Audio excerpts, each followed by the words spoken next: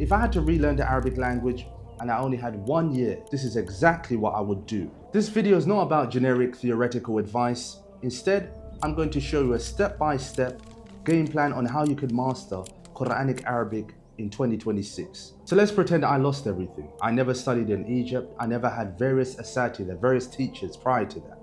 I never followed a structured Arabic program. I'm just Shaf, Abu Hafsa, starting from zero. What would I do? In this video, I'm giving you the exact blueprint, 7 clear steps. And like everything in Islam, it begins with intention. Something I felt when I was coming up in my journey in pursuit of learning the Arabic language, I feel wasn't emphasized enough, is the significance of the niyyah. And you'd think, how could that not be? When this is the foundation upon which every action in Islam stands. And like in the famous hadith of Umar radiallahu anhu, where the Prophet sallallahu alayhi wasallam said, إِنَّمَا الْأَعْمَالُ بِالنِّيَّاتِ وَإِنَّمَا لِكُلِّ امْرِئٍ مَا نَوَى.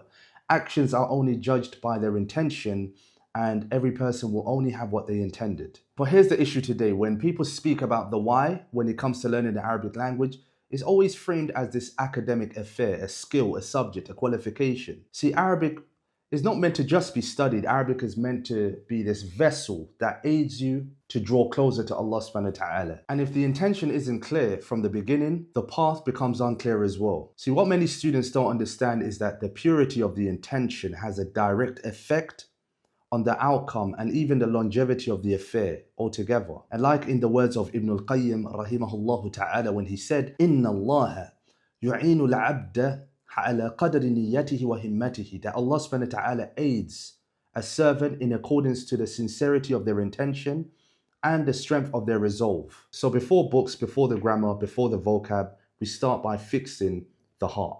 And then we get to point number 2. And this is something that I wish, again, I was told about when I started in my primitive days of learning the Arabic language, is the importance of sticking to a program. See, over a decade and a half ago, when there were quite a few of us within the community learning the Arabic language, those of us who had a shared passion of getting very far when it comes to this lugha, this language, found a multitude of programs, multitude of baramij like Miftah al-Arabiyya, Al-Arabiyya Bayna Yadayk, Medina books. All these series were there. And from these various programs, we would selectively consider what we deem to be suitable for ourselves, right? Some of us would do Al-Arabiyya Bayna Yadayk, others would do Medina book and so forth. And when we would get together, we would share what we've obtained from our teachers, from the ta'abir, the various expressions or mufradat, words, from the different subjects or topics that had been covered. It could have been al-a'ila, something to do with the family, as-sihha, health, or even al-iqtisad, the economy. The issue isn't that sharing is the problem. The issue is deviating from the initial program. Some of us would get carried away so much so that would become the program. You shouldn't deviate from the initial program. Why? Because essentially what you're going to find is that something that would have taken you a year ends up taking you 3 to 5 years. And that's where you find someone saying, I'm still learning Medina Book 1 after 10 years. And believe it or not, this does happen. So there is a seriousness in sticking to a program. Something that I would add to this is overly sophisticating the journey, which is adding unnecessary layers and components to this journey. What I would say is consolidate, strengthen, reinforce this program, make sure you conquer it, and then add other components to it and grow moderately. Why? Because like in the hadith of Aisha radiallahu anha, the Prophet sallallahu alayhi wasallam said, Inna Allah yuhibbu al-rifqa fil amri kulli, that Allah subhanahu wa ta'ala likes gentleness or moderation in everything. And like the scholars say when explaining this hadith, if gentleness is placed in a thing, it beautifies it, and if it's missing in an affair, then the affair becomes uglified. But before the program, we go to point number 3, which is mastering the sound. It's no secret that mastering the alphabet in any language is crucial. And ideally what you want to do is have a proficient ustad that will assist you in this. Why? Because the Arabic alphabet particularly has unique sounds, distinct sounds that make it unique when compared to every other language, right? You're going to find sounds like dad or ta that come from particular articulation points. And if you're not showed correctly, you're not going to be able to understand where exactly these letters are originating from. So when you're practicing the letters, make sure that you're reading them out loud. That way you can thoroughly distinguish the different characteristics of each letter. Like my ustad used to always say to me in my early days of learning, Treat every letter like a being that has its own particular sifat, its own particular characteristics. Alhamdulillah, I made a video just on that and you can find it linked in the description below. Now the question you're probably all wondering, do I start with qawa'id, principles, rules, or do I start with mufradat? Do I start with the vocab? For me, particularly, you'd have to start with the rules, because in this metaphorical frame of experience, which we call the learning of the Arabic language, the qawa'id, learning it is like the skeleton, right? This is what will structurally enable the student to navigate through the language. But obviously, in order to maintain this, you need a certain amount of vocab. Otherwise, you can't just learn rules by themselves, which leads us on to point number 5.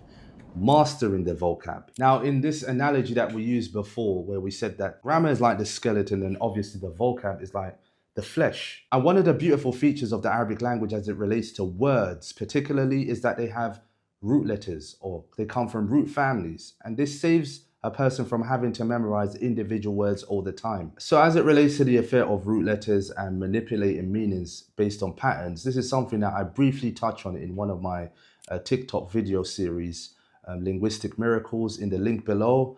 And you'll find this in episode 8, the Linguistic Miracles, Orientalists. That's the title of it, where I touch on how darasa, mudarris, daris, all of these words coming from the root letters darasa. See, in English, where you'd have to memorize individual words, in Arabic, not so much the case, because all these words share the same root letters. But before we move on to point number 6, something that I would like to highlight is that for anyone that's interested, and should be interested actually, when learning the Arabic language, as it relates to the affair of increasing your vocab, then reading. There's nothing more effective than reading, and reading the Quran, because why? It's abundant when it comes to vocab. You'll see several words repeated from surah to surah, and this will enable you to reinforce those different mufradat.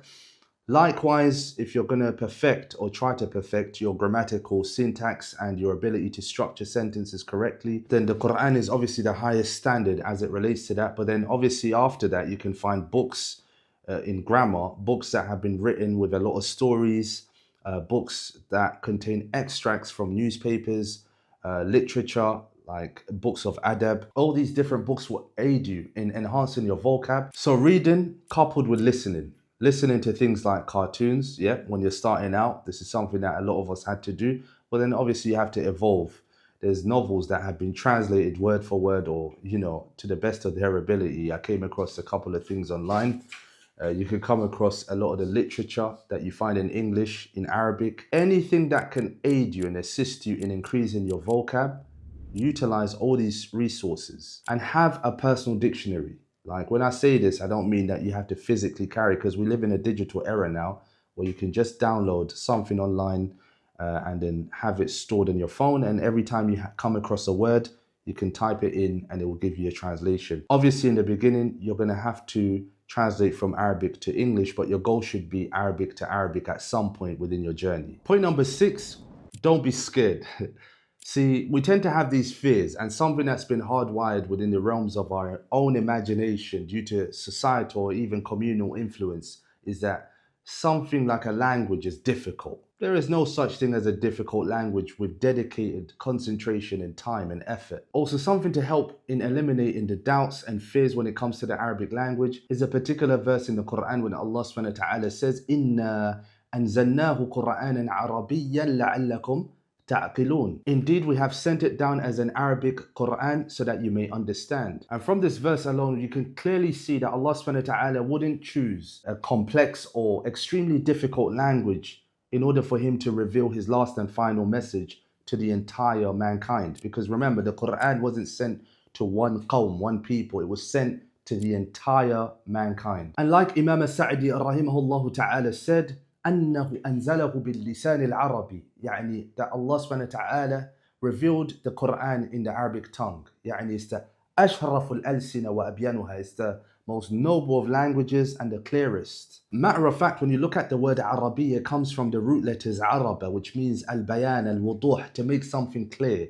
يعني إزالة الإبهام, to remove incomprehensibility from something. And so when you look in the dictionaries, you'll find that when the word is explained, they say أعرب الكلام يعني أوضحه وبينه يعني أعرب الكلام. He made the speech clear. He made it clear. Or you could say رجل عربي, meaning فصيح اللسان. This is a man who is very good with words. He's very eloquent. Now, this leads us to our last and final point, point number 7, making dua. As simple as it sounds, Allah subhanahu wa ta'ala has given us times in which supplication is answered. ينزل ربنا تبارك وتعالى كل ليلة إلى السماء الدنيا حين يبقى ثلث الليل الآخر. That Allah subhanahu wa ta'ala descends to the first heaven every night, in the last third of the night. And He says, فَيَقُولُ مَنْ يَدْعُونِ فَأَسْتَجِيبُ لَهُ. Who is calling upon me? يعني during this last third of the night with a request, يعني asking for something so that I may answer him. Now imagine knowing that Allah subhanahu wa ta'ala descends to the first heaven every single night without fail. And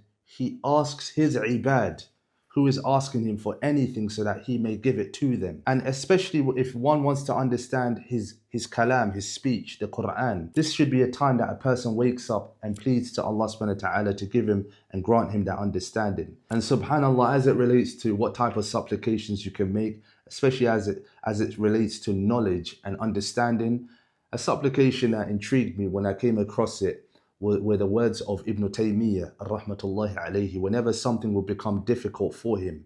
His student Ibn al-Qayyim, rahimahullah ta'ala, said that he would say, Allahumma ya mu'allima Adam wa Ibrahim, allimni. Oh Allah, the teacher of Adam and Ibrahim, teach me. Wa ya mufahhima Sulaymana, fahimni. And oh explainer to Sulaiman, yani the one who has explained to Sulaiman, grant me understanding. Now at this point, you have the basic blueprint on how you can master the Arabic language in 2026. But I know you probably have a lot of questions like, what grammar rules do I start with? Do I start with sarf? Do I start with nahwu? All these questions are answered in my 1 hour plus guide to mastering Arabic grammar. So go watch it. It's linked in the description below or somewhere on the screen. And you can also join the Markaz Shafi'ee free community where you'll get more videos and more Arabic breakdowns like these. And I'll also be hosting live classes where we break down Quranic Arabic.